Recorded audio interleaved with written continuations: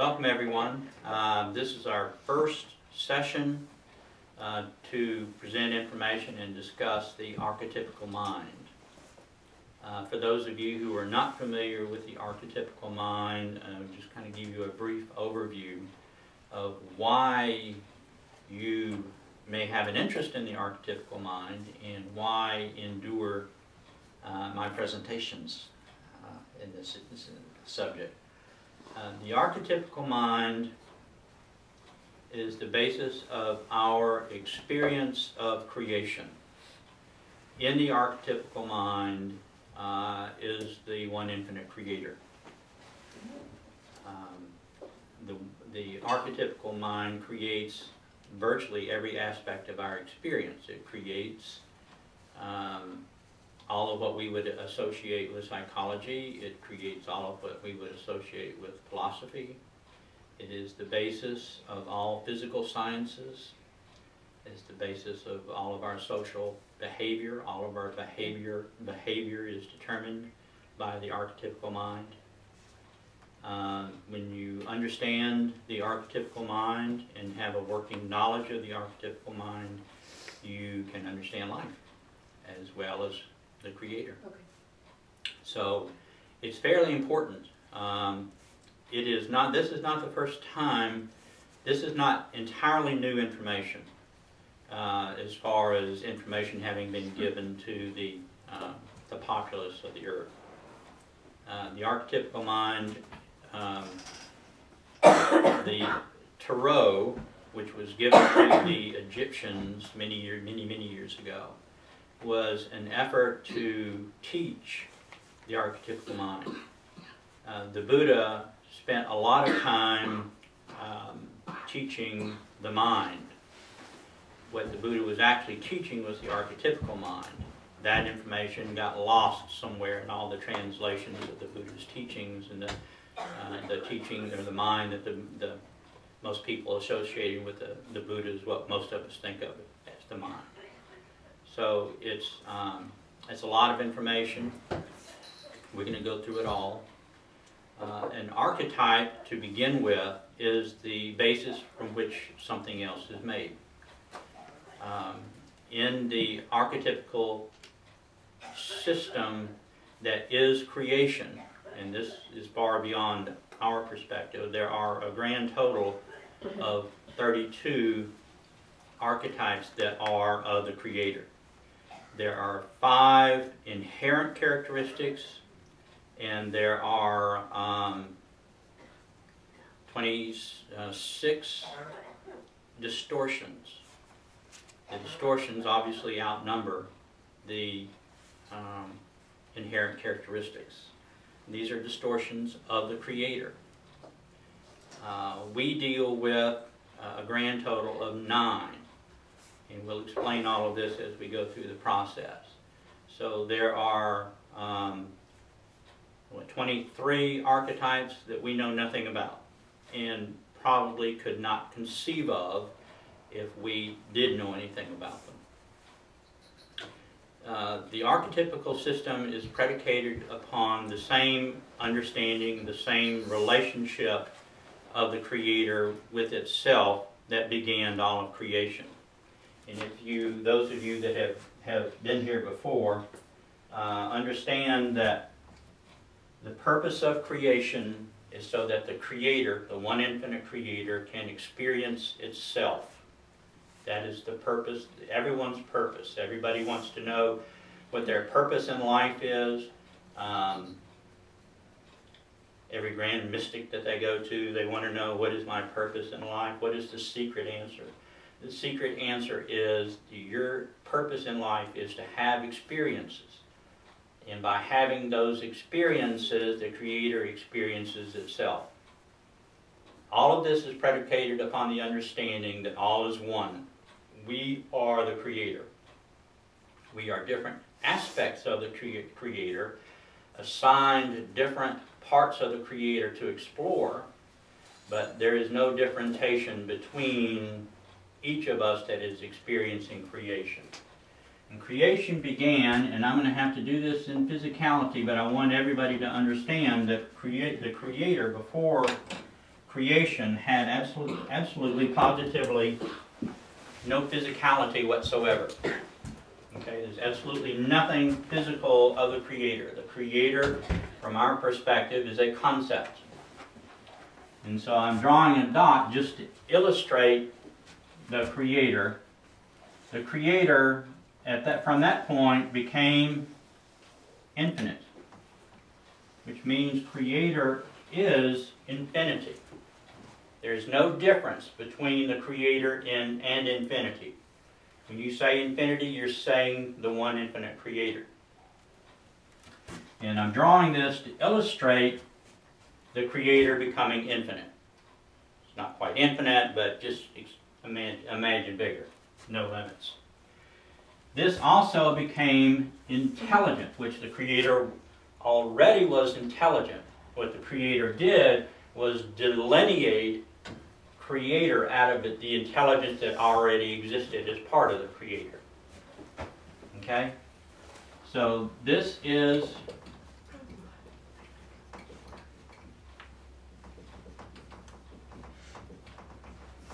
intelligent infinity.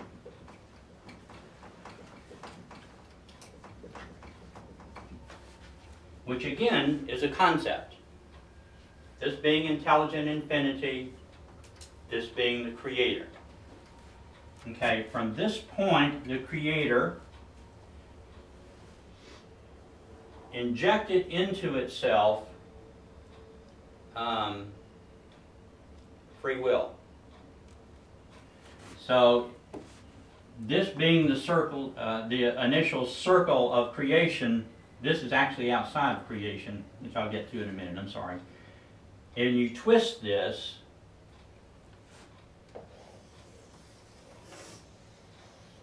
and you get the infinity sign, which is this twisted. Now this is still the same Creator. There's no differentiation. There's no delineation. There's no separation whatsoever. And what this did by the Creator injecting free will into a part of itself, this part of the Creator considered itself separate from the Creator, but only in perspective. This is still within the Creator, no separation other than by perspective. Now what this did was create the first object and subject relationship.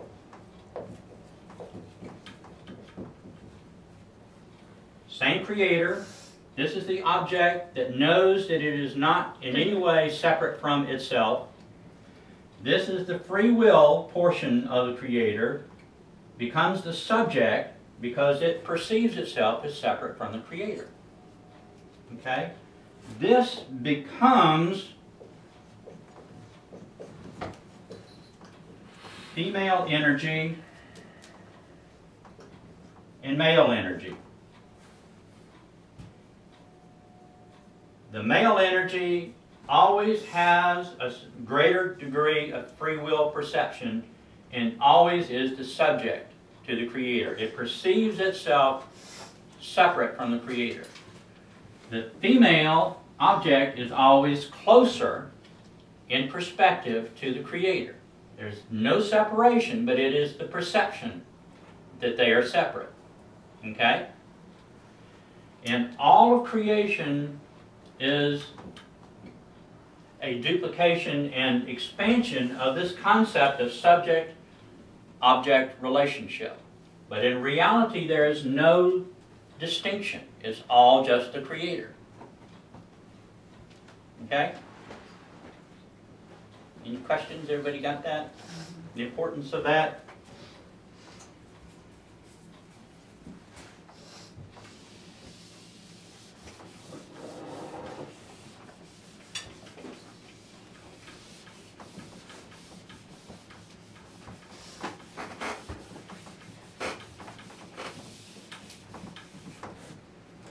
Okay, the object creator is through creating. The creator that perceives itself is unseparated, undelineated, still part of the unseparated part of the creator.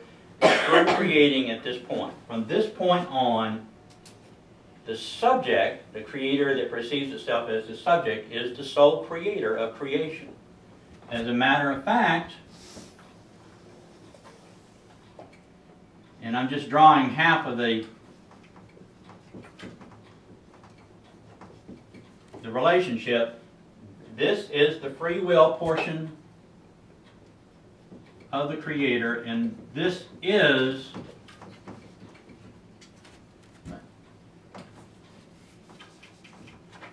where I'm going with that. This is creation. All of creation is contained within the free will portion of the creator that perceives itself as separate. You got a spelling error there. Subject. You're kidding. Subject. We thought you were introducing some new content. It is. You need to say what you just said again, though. It's a new kind of subject. That's right. All creation is, and you started. All of creation is inside the creator that perceives itself as the subject, as separate from the creator. In other words, all of creation is within free will.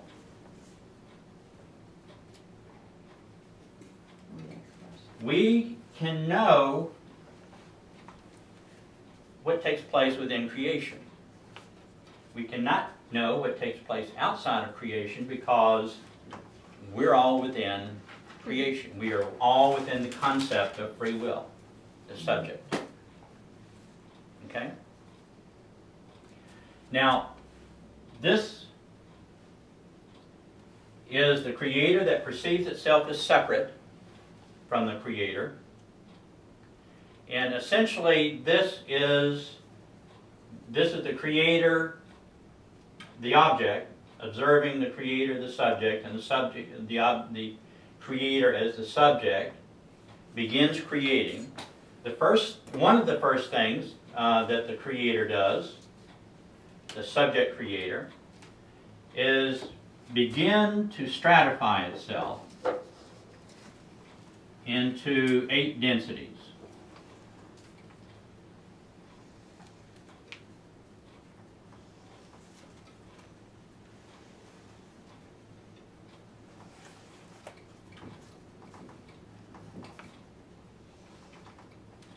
Okay. Now, I'm skipping a lot because I'm presuming that y'all have had some background in this. But I want to go over what the important parts are. What the creator as the subject does is stratify consciousness. Now, what consciousness is an often misunderstood concept. It is this. It is intelligent infinity inside of creation. In other words, the creator as the subject becomes consciousness. It's the same thing as intelligent infinity.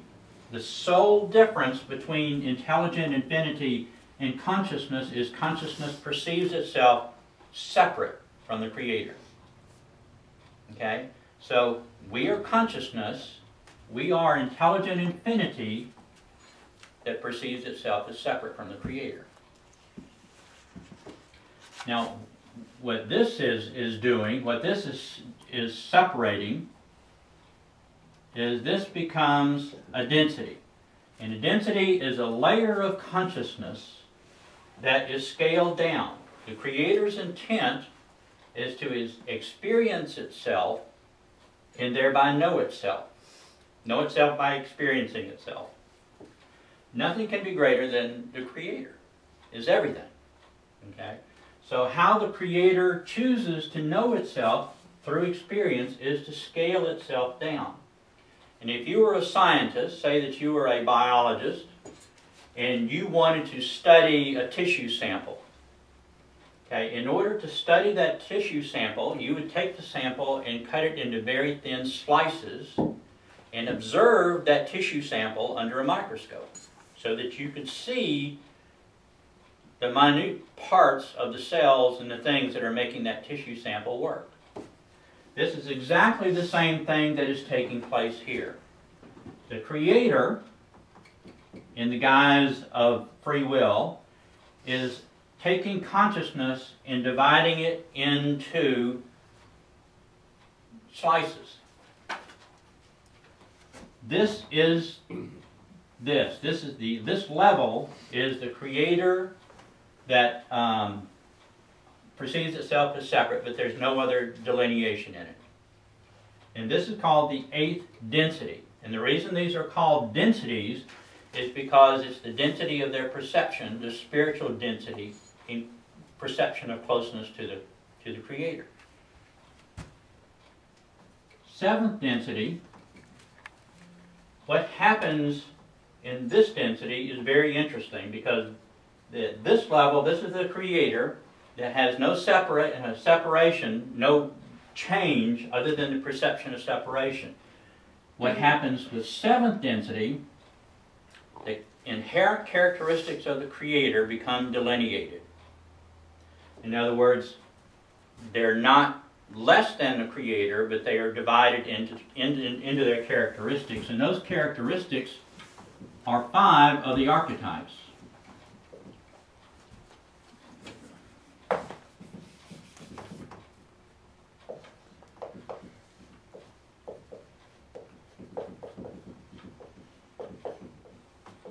One of those is awareness. That's an inherent characteristic of the Creator. One is love.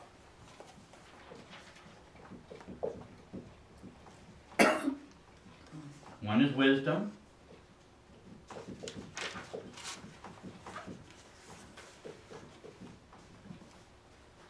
Stillness.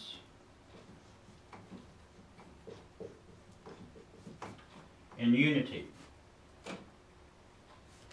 These are the 5 inherent characteristics of the Creator that are the further basis, from this point, they are the further basis of all of creation.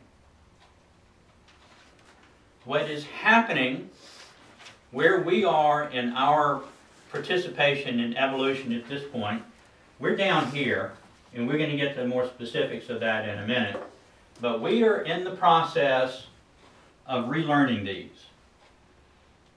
Okay? We are in the process right now of learning love. We will next learn wisdom.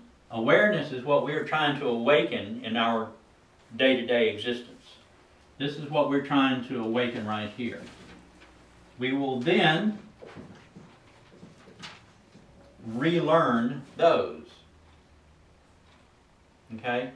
Now, the way that creation, the way that evolution is working is we are stripped of all of this.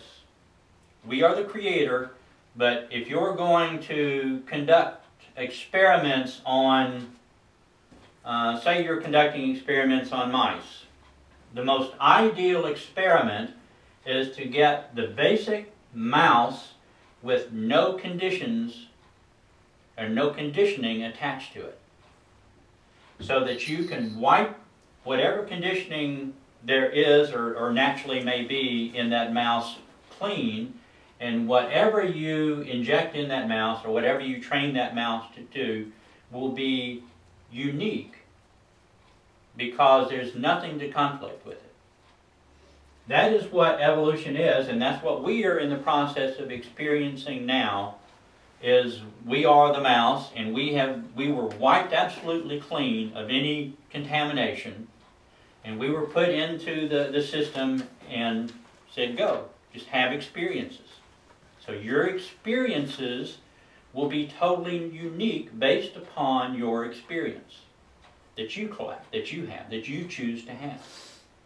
The objective is exactly the same for everyone. The objective is to have experiences and thereby create a unique us.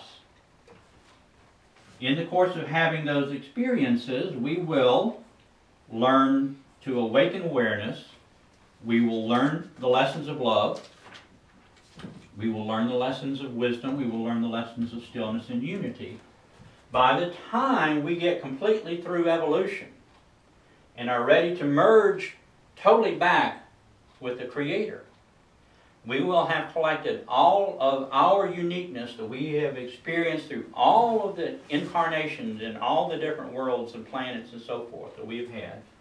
And when we learn these lessons, we will be in harmony, not duplicating. We will be in harmony with the Creator, bringing the gist of all of our learning that we have collected over the billions of years that we are incarnating. At 8th density. Well, the 8th density will eventually collapse back into the Creator. But for our intent purposes now, we're headed towards the 8th density. Actually, we're struggling to get out of 3 to get into 4. But this is where we're headed. This is where harmony occurs. Harmony is a vibration by its nature. So what we are doing is harmonizing sound in all of these things. Sound is the only thing that is pervasive to all of creation. Light is not. Light is limited to our experiment that we are contained within. Okay? Now, 6th density does most of the creating. These 3 top densities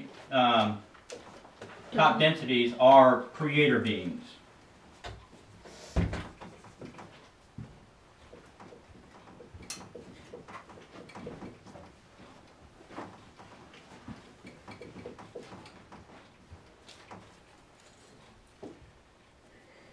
This is the same as the Creator, with the perception that it is separate from the Creator. This becomes delineated. But other than that delineation, it is the Creator. In other words, these 5 inherent characteristics emerge at this point. Also, at 7th density, the consciousness level becomes stratified. In other words, there are varying levels of consciousness within 7th density. Okay?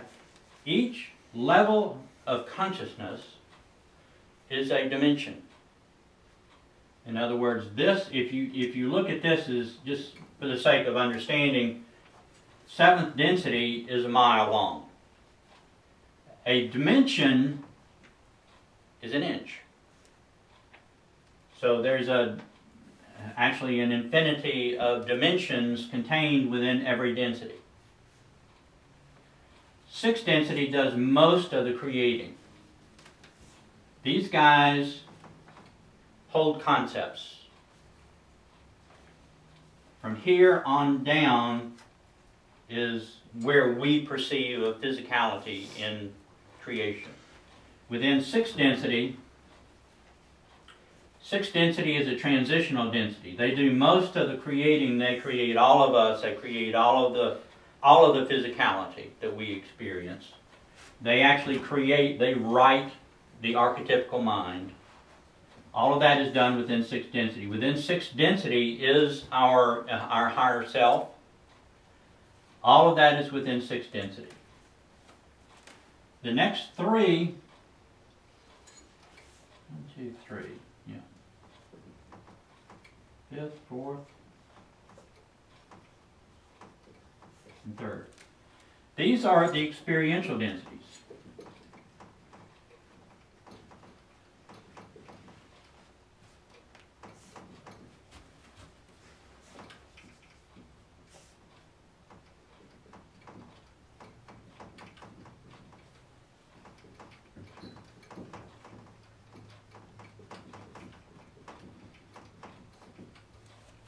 Okay? These bottom 2 are foundational densities.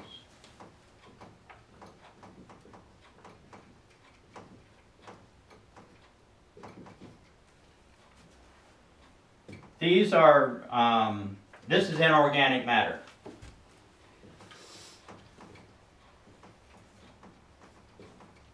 These are rocks and planets and water and all of that stuff. We actually begin evolution here. We all are rocks and planet. We are either atmosphere, water, earth, or fire. Here, we are organic matter. We're plants and animals. Now, this is the same throughout all of our experience of creation, and I'll elaborate on that in just a few minutes. When we begin the experiential densities, this is where we are now. And this is where, right here, at the beginning of third density, when we begin to go up the evolutionary path, we are pulling our own wagon. This is the point where we are absolutely wiped clean of any possible contamination of previous experiences or whatever, and we begin at this point to evolve. Here, first density, we are learning to be physical. Now, if you understand that the Creator has never been physical, we, as a portion of the Creator, have never been physical. So we have to do that. We will be divided arbitrarily into one of the four elements. We will be divided into fire, earth, atmosphere, or water. That determines our spiritual gender, which will stay with us all the way through, which has nothing to do with sexuality. It has to do with the object and subject relationship. Earth is female energy, which means it perceives itself closest to the Creator. Fire is male energy, which perceives itself farthest away from the Creator. Atmosphere is female energy, but it is also male energy. So it is blended polarity. It is positive / negative. Water is negative / positive. So you have 4 degrees by the elements representation of proximity of that object-subject relationship to the Creator. If the earth perceives itself on the closest to it, then the sun must consider itself furthest away. Well, sun. Because it's fire. Huh? Because it's fire. Well, it's hot. The sun actually, none of the stars are planets. They are holding places for the archetypes. Matter of fact, in our neck of the woods, our sun is home to wisdom, the archetype of the Creator. Love is housed on Sirius B, or in Sirius B, the star. Okay? Each of these has a name, which I'll get to in a few minutes, trying to give it in an order so it's understandable. So this is not in the experiential densities. So our sun is not in the experience. All of the planets, any planet, will fall within one of these, from here, here, here, or there. Every planet will have a density, just like every being occupying the planet will have a current density. Suns or stars do not. Stars will be here. These guys have no physicality. All stars will be 6th density. Okay? That's a good question, because at this point, what we're going to see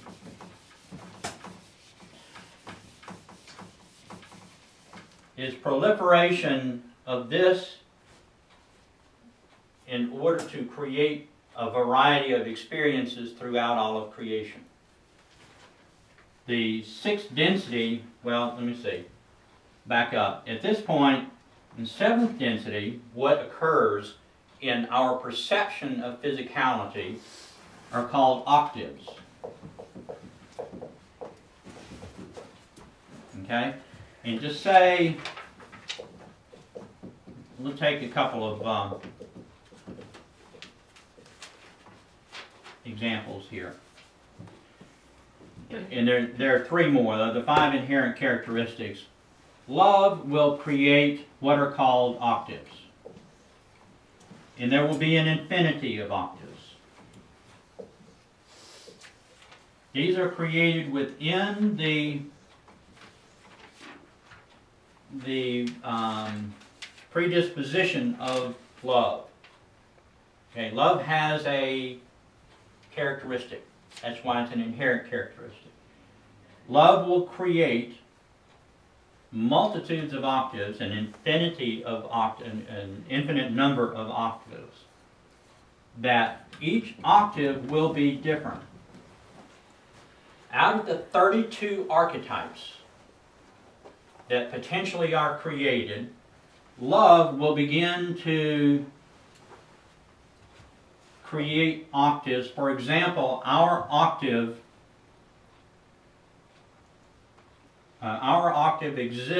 consists of 9 archetypes. Now, so far we've only gotten 5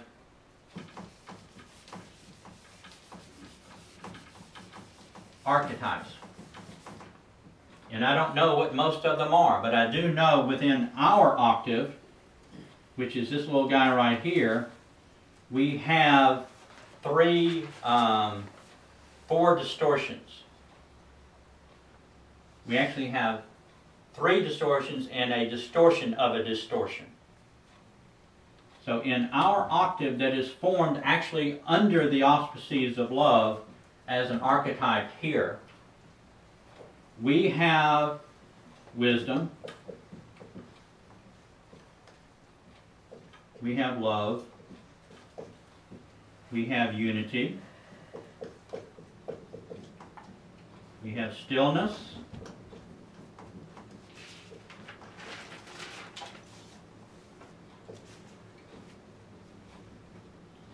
we have wisdom, unity, awareness. Awareness was the first one, right? Yeah, well, yeah, there's not really an order other than how we have to utilize them to move forward.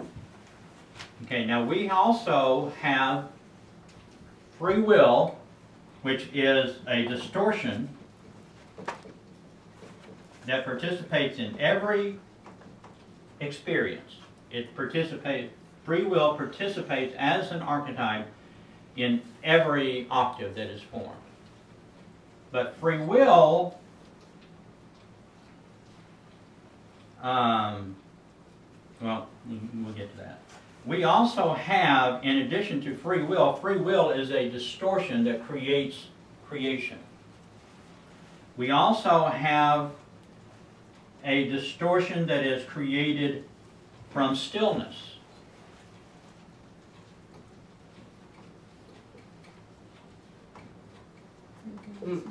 Movement, huh? Free will? Oh, yeah.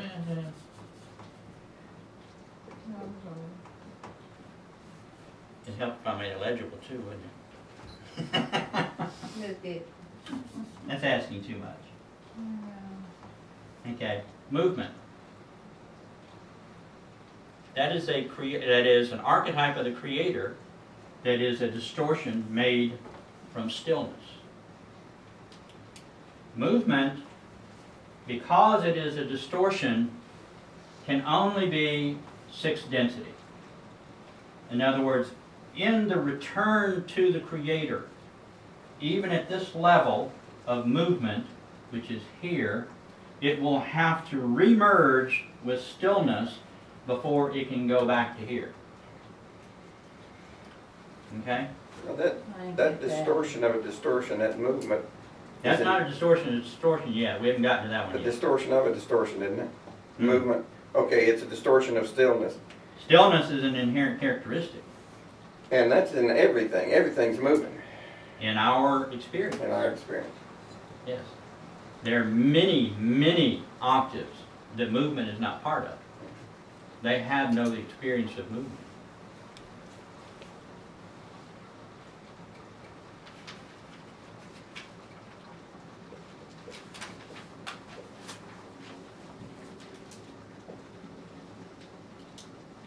Separation. And that's a distortion of unity. That's a distortion of unity. Same thing for separation. Before separation, as an archetype can reunite with the creator, it must merge back into unity here to get home. Say it again. Okay. Separation is a distortion of an inherent characteristic. It's a distortion of unity. It is functioning at this level right here. In order to get back here, it must merge back with unity.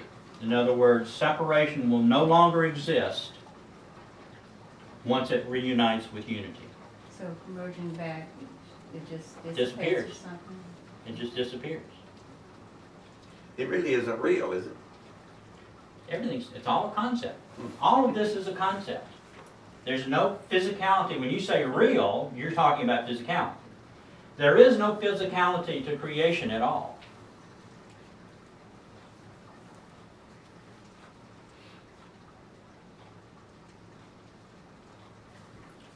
And the ninth in the winter is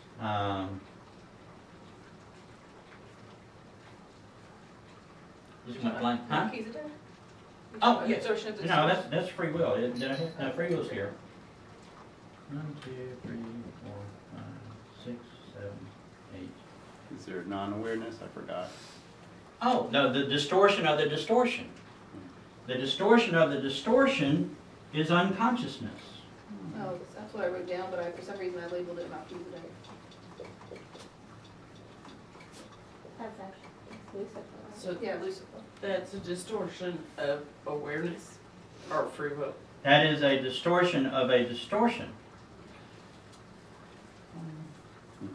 But not a specific distortion. Not at this point.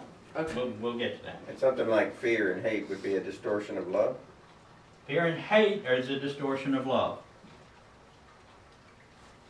Unconsciousness, all of these guys have names. Ignorance be a distortion of wisdom.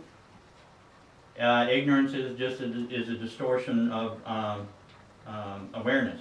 Mm. Unconsciousness we call Lucifer. Lucifer is unconsciousness.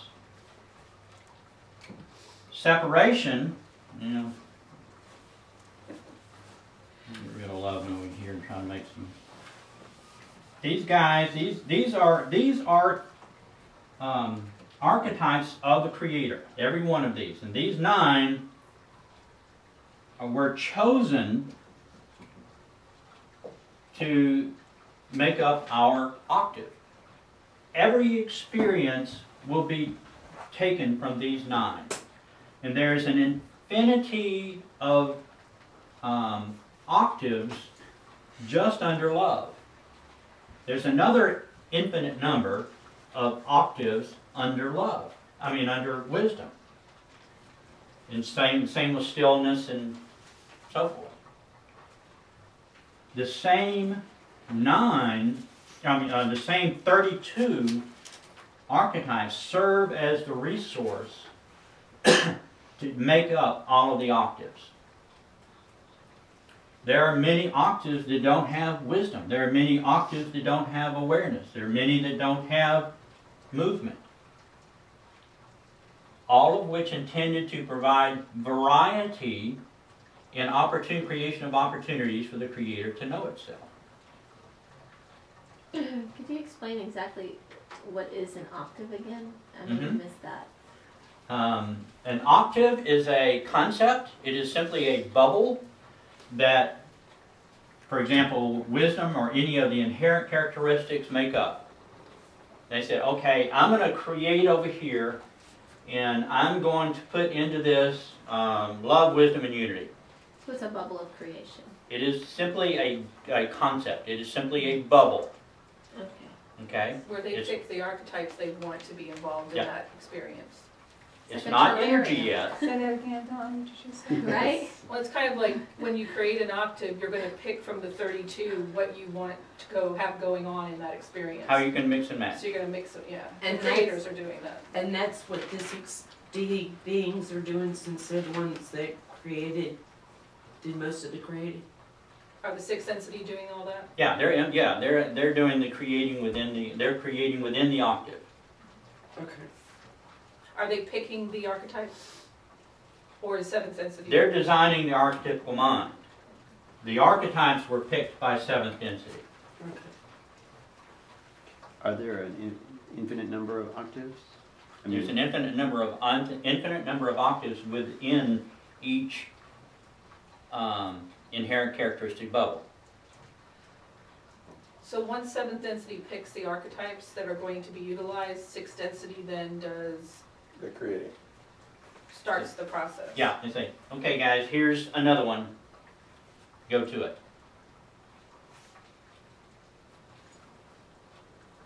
Okay?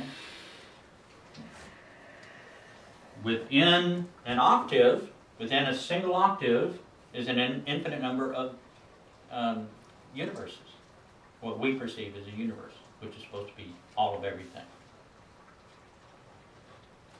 Each of these is considered to be a racial mind. In other words, what we're really talking about with wisdom is a racial mind. It has certain characteristics. What we're talking about with each octave is a racial mind within the racial mind. What each universe is a racial mind. What each galaxy is a racial mind within that universe. Each of these is also called a logos. And we're going to try to stay with the term of a logos, because the logos concept flows down to the archetypical mind. So can I ask a question on the racial mind? Racial mind really just means that when 7D picks the, well, because it's always going to be one of the 5 inherent characteristics, the racial mind, right? Right. It's going to be either wisdom, love, unity, stillness, awareness. Yeah, the big racial mind is going to start with an inherent characteristic, but each subsequent layer is an entirely new racial mind. Right, but, okay, but, all right. Then define racial mind better. Your biases and prejudices, your predisposition towards a certain aspect of love or a certain aspect of wisdom. So in a... If you grew up in Memphis, Tennessee, you're going to have a racial mind according to the cultural aspects that you encountered in Memphis, Tennessee. So if you had the same life, only it was in Brooklyn, you would have a Brooklyn racial mind.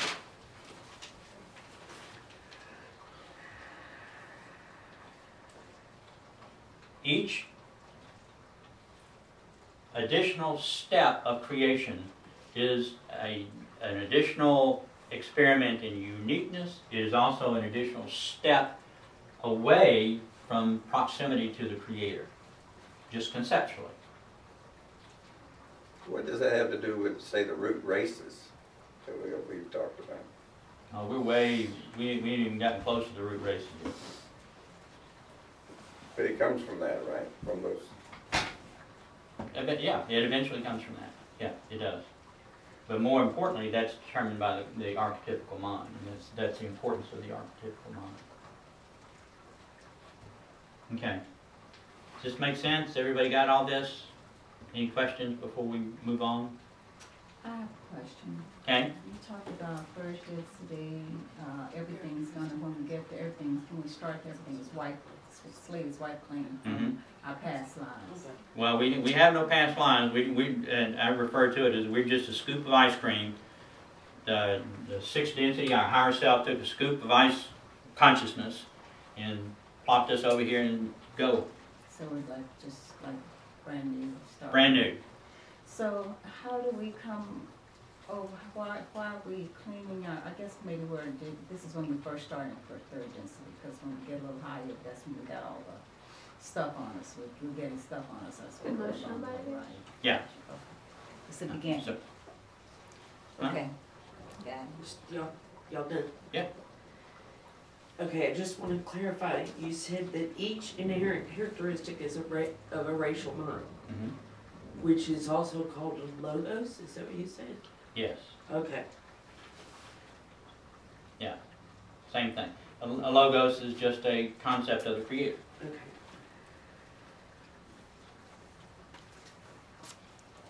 This is what we know as evolution. Okay, these three densities right here. This is where we are. This is where this is the heavy duty experiencing. In these three layers right here, we perceive of ourselves as separate from the creator. This level, and this is relative scale, this level is the level of unity. Even though it is composed of consciousness, it is in free will, and from this perspective, it perceives itself as separate from the creator. This is the level of unity, sixth density. It is within creation. Now, this level is unity, and is a transitional unity because there's no difference between incarnate and not incarnate. It can be either one, whichever they choose to be that day. I'll be incarnate, or I won't be incarnate. This must be incarnate, this must be incarnate, this must be incarnate, and obviously these two must be as well, in order to experience creation.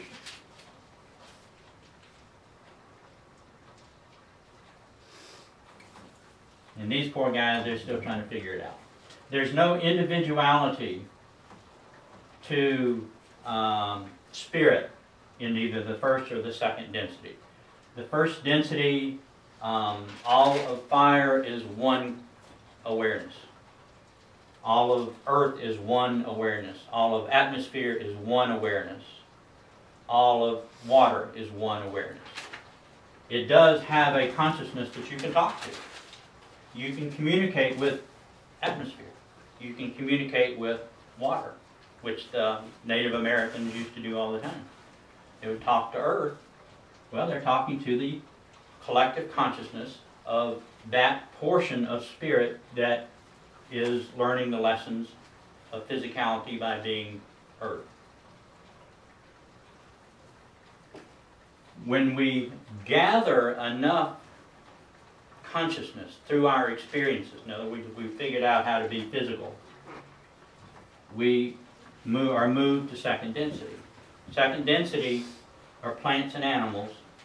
Each individual animal, for example, I know everybody wants to think that my pet has a soul and is going to heaven. Each individual species has a collective consciousness. In other words, say a tiger. A tiger is born and lives a life.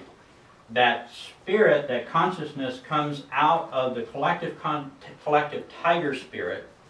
A portion of it occupies that body, gathers the experiences available to that body. When it dies, all of that learning goes back into the collective tiger consciousness. Okay? When the next tiger is born, then same thing again. A portion of that tiger consciousness will go into that body, and the collective learning of that tiger will go back into the cumulative for that species. Okay? The species, the variety of species, both plant and animal, that exist is an illustration of the level, the progress through the level of consciousness. Mammals, and particularly primates, are near the end of second density consciousness collection, but they are still collecting additional information and experience for the group, for the species. Is that conscious collectiveness so that it can move to third density? Yep. But it's not, there's not a graduation from second to third. If the grand plan is that those species that have accumulated the most consciousness will be moved up into third density. But it doesn't have to be. You can skip, if sixth density is up here conducting an experiment and say we need more consciousness, they can reach down into first density and yank you up and put you into third density, but you will start at the beginning of third density. You won't start higher up in third density. Okay? This stratification of all of these, actually through seventh density, the stratification is determined by what is known as coding. C-O-D-I-N-G. That coding we see manifest as DNA. First density, coding is 64 strands of coding. In each level, other than 6, has 8 strands of coding to it. First density is from 0 to 8. This is from 10 to 16. This is from 18 to 24. When you got 24 strands, you're here. In 8. Sixth density now is a very intense density in that it's actually divided in half and it has 16 strands of coding. The lower 8 essentially are learning unity. The upper 8 are doing the real creating. They are our higher selves. They are in this level right here. The Buddhists, some sects of Buddhism have determined, and these correlate to our chakras directly. And some sects of Buddhism have determined that there's actually an extra chakra, which they say is here, and it's golden, which is not the case. It's simply this lower level of 6th density coding. Same chakra, same density. Why do they say it's golden? What does that mean? It's colored. Each of the chakras has a color. When they say it's golden. It's golden color, which is nothing more than the reflection of the higher consciousness.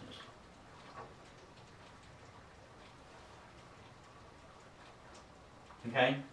So we're working up to